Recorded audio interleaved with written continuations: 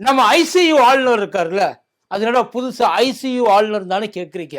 Date முடிஞ்சதுக்கு அப்புறமும் கேட்டை விட்டு வெளில போகாம போஸ்ட்ல பேஸ்ட் போட்டு ஒட்டிக்கிட்டு இருக்காருல்ல, எக்ஸ்பைரி ஆன ப்ராடக்ட் இப்பவோ அப்பவோ இழுத்துக்கிட்டு இருக்கு இல்லையா, அதுக்கு பேர் தான் ஐசியு ஆளுநர்.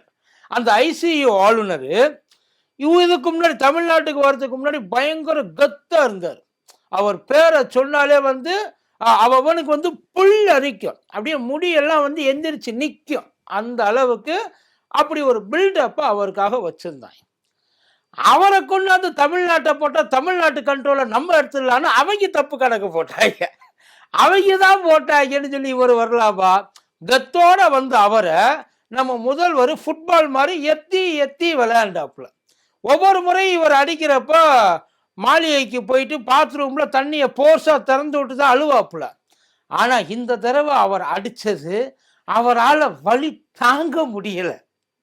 நல்ல இந்த இதுக்கு முன்னாடி பாத்ரூம்ல அழுதுகிட்டு இருந்தவர் இப்ப பைப் அடியில இந்த எம்டன் மகள்ல சரண்யா ரோட்ல புரண்டு அழுவாங்கல்ல, பைப் அடியில குழாய் அடியில உருண்டு என்ன புண்ணியம், கோயில் அடியில போய் உருளும்பாங்கல்ல, அதே மாதிரி நடு ரோட்ல புரண்டு இப்ப அரசியல் பண்றதுக்கு ஆரம்பிச்சிருக்காரு. ஏற்கனவே ஐயா கொடுத்த அறிக்கையினாலதான் ஐயாவை திருக்கவாலை எடுத்துக்கிட்டு பிரின்னு பிரிச்சாங்க தமிழ்நாட்டில் பூரா. அது அவசரத்துல கொடுத்த அறிக்கையினால் அப்படி ஆயிப்போச்சு. இப்ப நாம் என்ன பண்றோம், பொறுமையா நிதானமா ஆலோசிச்சு ஒரு அறிக்கையை கொடுப்போம். அதான் இந்த அறிக்கையில எவனும் எந்த மிஸ்டேக்கும் நம்மளை வந்து சொல்லக்கூடாது. அந்த அறிக்கை நமக்கு எதிராகவே திரும்பிடக்கூடாது. நீங்க எப்படி எழுதினாலும் அது தப்பா தான் எழுத போறீங்க. அது அவசரத்தில் எழுதினாலும் சரி, ஆலோசத்தில் எழுதினாலும் சரி. இப்ப ஐயாவோட அறிக்கை இதுக்கு முன்னாடி மூக்குப்பொடி தண்டனை கொடுத்தோமா, இப்ப மிளகாய் பொடி தண்டனைக்காக வெயிட்டிங்ல இருக்கு.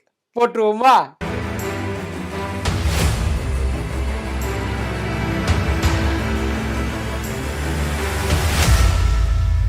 மதியம் நேருக்கு வணக்கம். இது மதியம் தர்பார். கோப்பி தெரியாம தான் கேட்கிறேன், இது நமக்கு தேவையா இல்லப்பா அப்படின்னு ஒவ்வொருத்தர் மனசுக்குள்ளேயும் ஒரு நினப்பு வந்துருச்சுன்னு வைங்கள.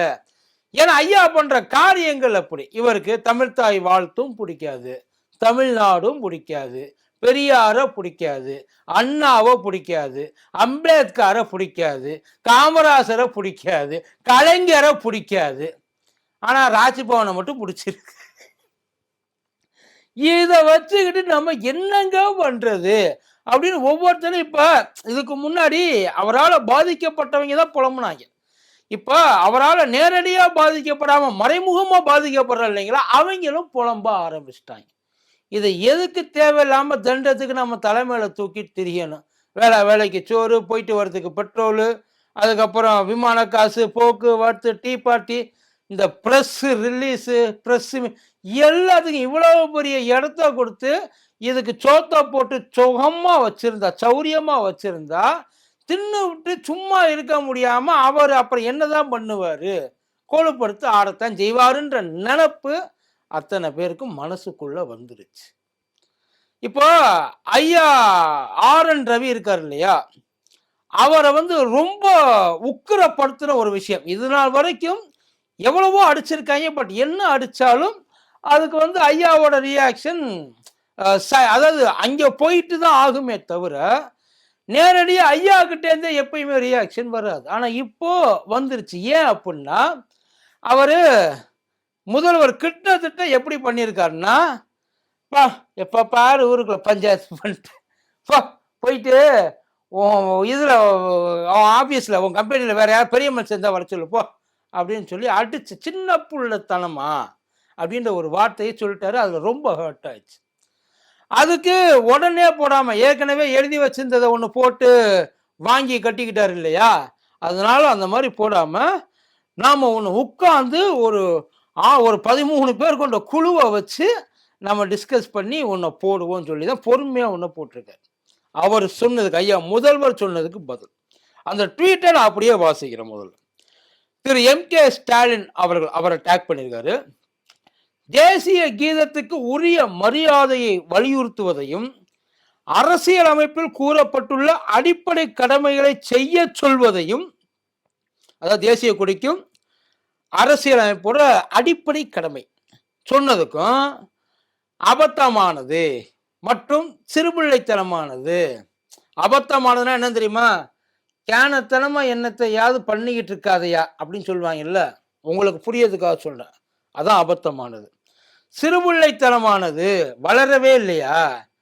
ஆளு மட்டும்தான் வளர்ந்திருக்கா, உள்ள ஏதாச்சும் வளர்ந்திருக்கா, வளர்ந்து இல்லையா அப்படிம்பாங்கல்ல, அதுதான் அந்த சிறுபிள்ளைத்தனமானது. முட்டா பயல, எருமை மாதிரி இருக்க, கொஞ்ச நாள் அறிவு வேணாம் சொல்லுவாங்கல்ல, அதுதான். பாரதத்தை ஒரு தேசமாகவும், எனக்கு இந்த இடத்துல ஒரு பெரிய டவுட் சார் உண்மையில. இந்த பாரதம் பாரதம் பாரதம்ன்றாங்க. இந்தியன் கான்ஸ்டிடியூஷன்ல பாரத்ன்ற ஒரு பேரை சும்மா வச்சிருக்காங்க. வேற எங்கேயாவது கான்ஸ்டிடியூஷன் ஆஃப் பாரத் இருக்கா?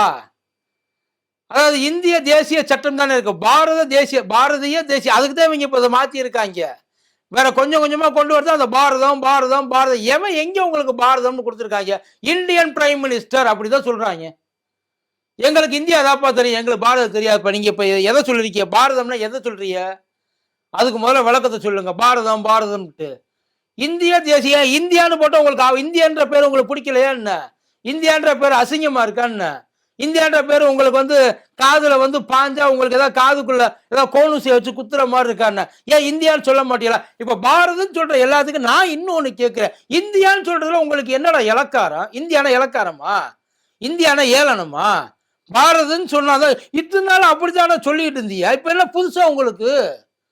எதையாச்சும் அதான் நம்ம மாத்துவோம் இந்தியாவை மாத்துவோம்னாங்க இல்ல, அது வேற எதுவும் இல்லை. இதுதான் பாரத்னு மாத்தினா எல்லாம் மாறிடும் இல்லையா?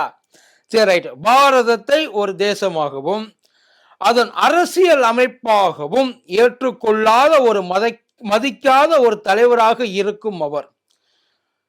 இந்தியாவை நேசிக்காத ஒருத்தர், இந்திய அரசியல் அமைப்பு சட்டத்தை ஏற்றுக்கொள்ளாத ஒருத்தர், மதிக்காத ஒருத்தர்னு ஐயா ஸ்டாலின் ஆளுநர் குறிப்பிடுறார்.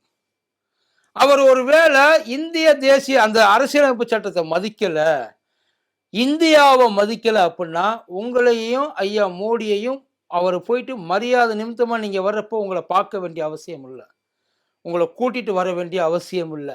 இன்னமும் சொல்லப்போனா இப்பயும் சொல்ற அவரோட அடிப்படை கடமை அதுலேருந்து தவறக்கூடாதுன்ற ஒரே ஒரு காரணத்தினாலதான் ஆளுநர் மாளிகை வரைக்கும் உங்களை போய், அதாவது பொண்டாட்டி கோச்சுக்கிட்டு போனா பின்னாடியே போய் சமாதானப்படுத்தி கூட்டிட்டு வருவாங்கள புத்திமதி சொல்லி, அந்த மாதிரிதான் உங்களை அனுப்பிச்சு வச்சாங்க, கூட்டிட்டு வர சொல்லி வச்சாங்க. அப்படி கூட்டிட்டு வர சொல்லி புத்திமதி சொல்லி கூட்டிட்டு வந்தா மறுபடியும் சொன்ன புத்தி கொஞ்சம் கூட இல்லாம மறுபடியும் உச்சாணி கொம்பளை ஏறி போயிட்டு உட்கார்ந்து இருந்தது யாரு? அடிப்படை கடமைன்றது என்ன? அவரோட கடமையை அவர் செஞ்சாரு. உங்க கடமையை நீங்க செஞ்சீங்களா? உங்களுக்கு உண்டான கடமை என்ன? ஒரு இவர் ஆளுநருடைய கடமை என்ன? அந்த மாநில அமைச்சரவை என்ன சொல்லுதோ அதை செய்யணும். முதல் கடமை அதுதான். கான்ஸ்டிடியூஷன் போய் படிங்க.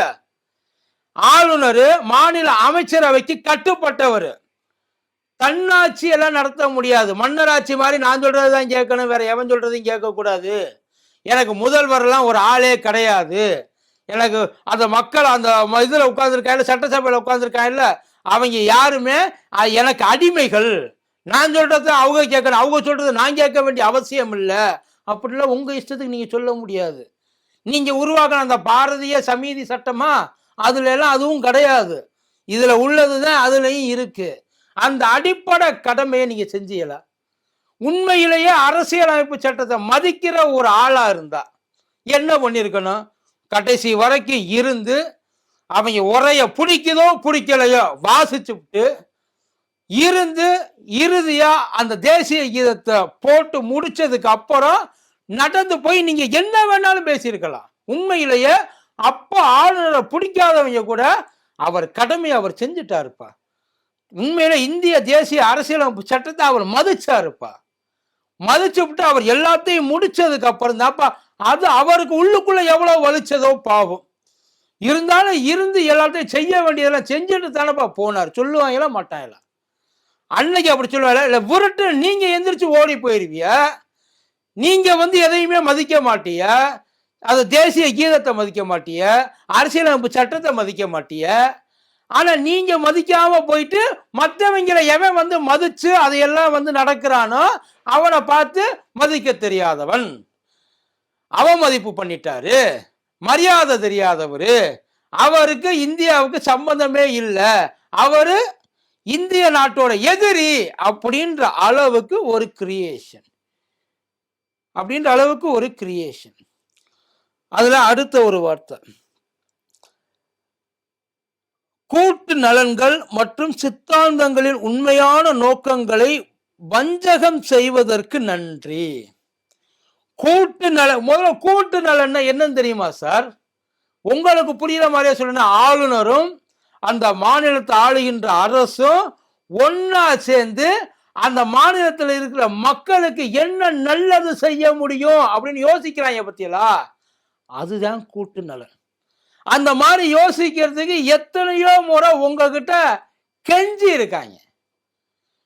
ஐயா தயவு செய்து இதனால நீங்களும் நாங்களும் அடிச்சுக்கிறதுனால பாதிக்கப்படுறது மக்கள் தான். அந்த மக்களை தயவு செய்து மேற்கொண்டு அவங்கள இம்சை பண்ணாதீங்க, அவங்கள ரொம்ப கஷ்டப்படுத்தாதீங்க. ஏற்கனவே அவங்க ஏகப்பட்ட உண்மை. இதெல்லாம் முடிவுக்கு கொண்டு வரணும் ஒவ்வொரு முறையும் முயற்சி பண்ணா அதெல்லாம் முடியாது.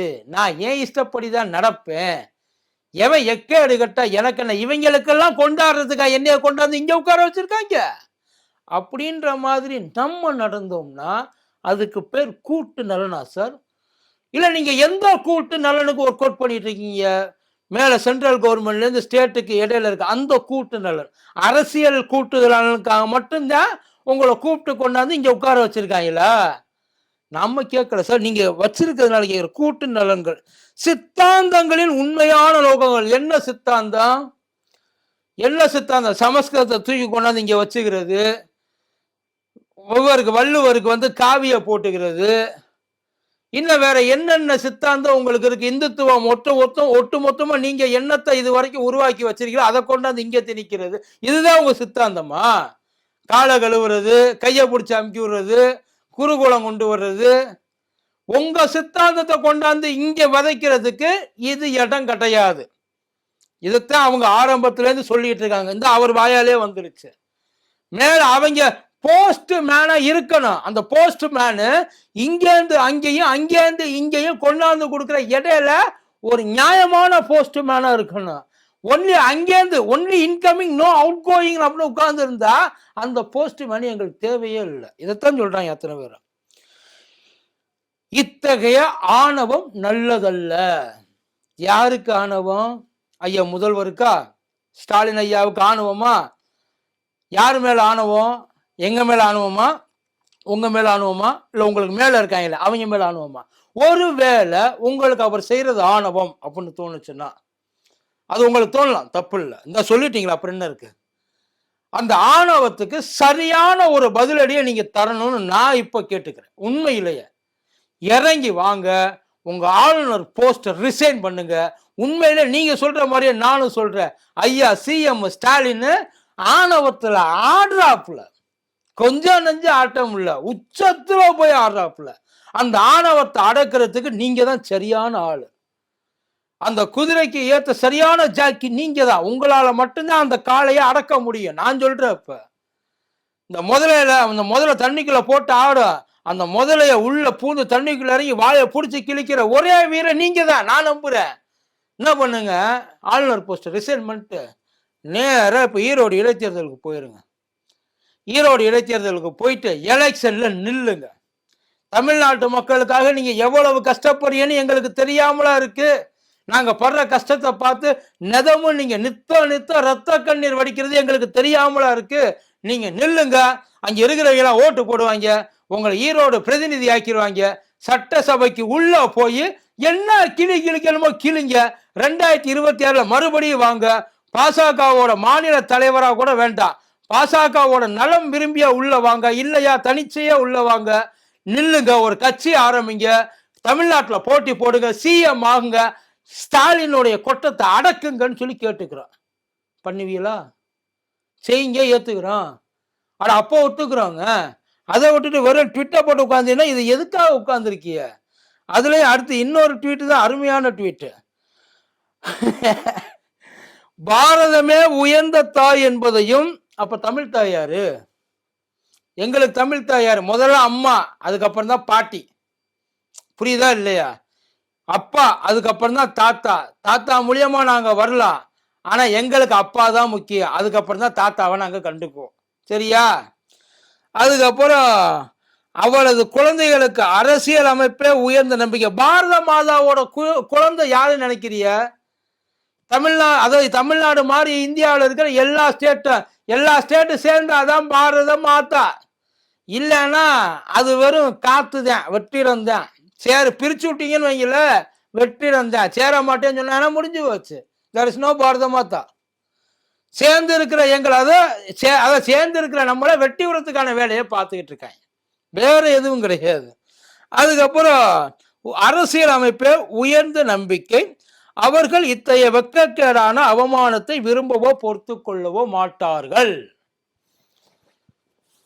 உண்மையிலே இந்த மாதிரி, அதாவது ஆளுநரை அவமதிச்சிட்டாரு அப்படின்னு சொல்லி யாரெல்லாம் வந்து ஃபீல் பண்றீங்க, ஐயா ஸ்டாலின் மேல யாருக்கெல்லாம் வந்து பயங்கர கோபம் இருக்கு, என்னதான் இருந்தாலும் ஆளுநரை இப்படி செஞ்சிருக்க கூடாது.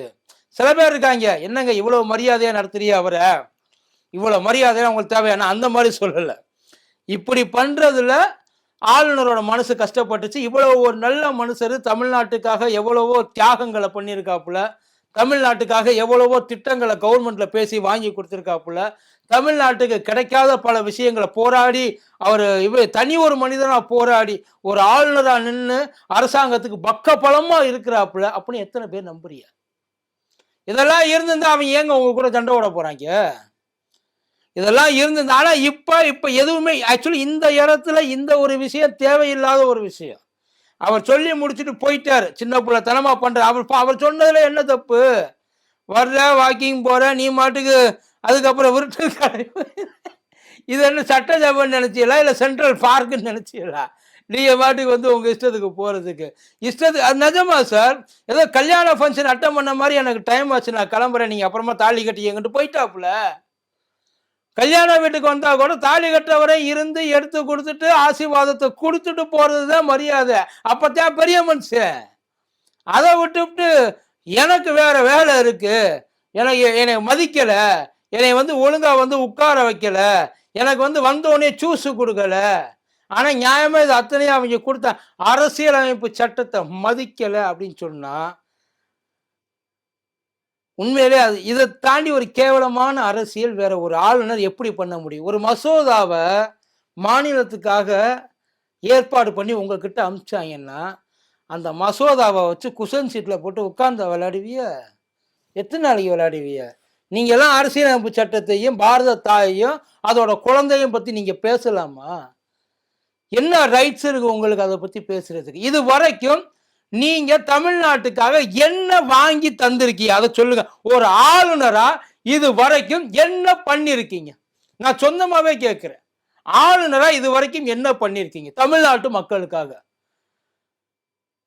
பல்கலைக்கழகத்துக்கெல்லாம் எல்லா போஸ்டிங்கும் நீங்க கிளியர் பண்ணிட்டீங்களா? செஞ்சிட்டீங்களா? ஒரு ஆளுநரா இருந்து இது வரைக்கும் என்ன மாதிரியான ஒரு உபயோகப்படுற மாதிரியான விஷயங்கள் இவ்வளவு 4 வருஷத்துக்கிட்ட தமிழ்நாட்டில் இருக்கீங்க இல்ல, இந்த 4 வருஷத்துல என்னத்தை செஞ்சி அதை சொல்லுங்க. அதை சொல்லிட்டு அதுக்கப்புறம் போங்க. இவர் மதிக்கல, நீங்க அரசியல் பண்றதுக்குள்ள நேரடியா அரசியலை போய் பண்ணுங்க சார். இந்த போஸ்டிங்ல உட்கார்ந்து அநியாயம் பண்ணி தெரியாதீங்க, அது உங்களுக்கு தேவையில்லாத வேலை. இதெல்லாம் இந்த இடத்துக்கு உண்டான விஷயம் என்ன? ஒரு இடத்துல அவர் அரசியல்வாதி, அவர் 1000 அரசியல் பண்ணலாம், ஆனா நீங்க அரசியல்வாதி கிடையாது. ஆனா எங்களுக்கு சந்தேகமா இருக்கு, உண்மையிலேயே சந்தேகமா இருக்கு. ஒரு அரசியல்வாதி மாறு வேஷத்துல ஆளுநர் இதுல வந்திருக்காருன்ட்டு. அதுக்கு நீங்க பண்றதுக்கு நீங்க யாருக்கு வெக்கப் பண்ணுன்ற அவசியம் கிடையாது. குனியணும் முடிவானதுக்கு அப்புறம் நீங்க தாராளமா சுதந்திரமா குனியலாம். ஆனா எதுக்கு இப்படி எல்லாம் இந்த இதுக்குள்ள வந்து பதுங்கிக்கிட்டு அப்படின்ற ஒரு பேச்சு பயங்கரம் அடிபடுது. எவ்வளவு பெரிய மனுஷன் தெரியுமா உண்மையில அவரு? அப்பேற்பட்ட மனுஷன் இவ்வளவு தூரம் இவங்களுக்காக இவ்வளவு கஷ்டப்பட்டு அவமானப்பட்டு வெக்கப்பட்டு வேதனைப்பட்டு துக்கப்பட்டு துயரப்பட்டு எவ்வளவு பட வேண்டியதா இருக்கு. இப்ப பழகி போச்சு அவருக்கு, உண்மை அதுதான். இப்ப திடீர்னு எல்லாம் வந்து அமிதாப் மாமாவுக்கு கோபம்லாம் வரல. இதையும் அங்கிருந்து ஒரு அரசியல் அவங்க கிரியேட் பண்ணி நரேட் பண்ணி அவங்களே வந்து இது பண்ணி அனுப்பிச்சு விட்டுருக்காங்க சரி பார்த்து. அதைத்தான் இங்க போட்டிருக்காரு. இப்ப மறுபடியும் எதையாச்சும் ஒண்ணு பேசுவார். தயவு செய்து உங்க கூட அரசியல் பண்றதுக்கு அவங்களுக்கு டைம் கிடையாது. அவங்களுக்கு தீர்க்க முடியாத பிரச்சனை நிறைய இருக்கு, கொடுக்க முடியாத நிறைய பிரச்சனை அவங்களும் கொடுத்துட்டு இருக்காங்க டெய்லி. ஏகப்பட்ட குடைச்சல் எல்லா இடத்துலயும் எப்படியெல்லாம் பிளாக் பண்ண முடியுமோ அப்படிலாம் பிளாக். இதை கூட கொஞ்சம் நீங்க குடுத்தீங்கன்னா அப்புறம் கோவம் தான் எல்லாத்துக்கும் வரும். எதுக்குன்ற கேள்வி ஆல்மோஸ்ட் வந்துருச்சு. இப்ப உங்ககிட்ட ஓப்பனா கேட்கலாம், இப்பேற்பட்ட ஒரு போஸ்டிங்கு இந்தியாவில் இருக்க எல்லா ஸ்டேட்டுக்கும் வேணுமா? நமக்குன்னு கேட்கல, இவங்க எங்கெங்க இல்லையோ அங்கெல்லாம் ஒரு ஆளை கொண்டு போய் உட்கார வச்சு இந்த மாதிரி தான் உபத்திரவம் பண்ணிட்டு இருக்காங்க. நிம்மதியா இருக்க விடுறதே இல்லை. அவங்க வேலையை அவங்கள பார்க்க விடுறது இல்லை. அதாவது கூட இருந்து ஒத்தாசையா இல்லைனாலும் பரவாயில்ல, கூட இருந்து என்னென்னலாம் கெடுக்க முடியுமோ அவ்வளவையும் பண்ணிட்டு இருக்காங்க. இப்படி ஒரு போஸ்டிங் தேவையா? நீங்க போய் சொல்லுங்க. நன்றி.